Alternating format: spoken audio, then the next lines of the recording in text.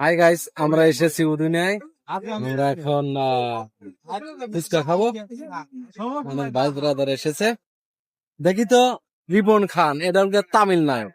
এই যে সে নায়ক নাই, হচ্ছে তামিল নায়ক, যা উল্লাপাড়া বুকে ঝড় তুলে ফেলছে। তো উদুনিয়ায় এটা হচ্ছে ফুচকার দোকান।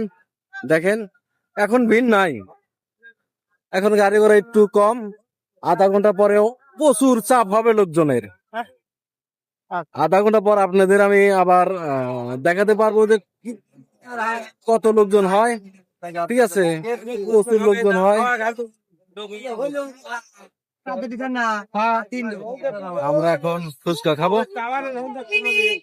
ঠিক আছে বন্ধুরা, আমাকে মনে হয় আপনারা মিস করেছেন, সেই জন্য সামনে আসলাম, তা না হলে সামনে আসতাম না। তো তোমাদের দোয়ায় ভালোবাসে অনেক ভালো আছি।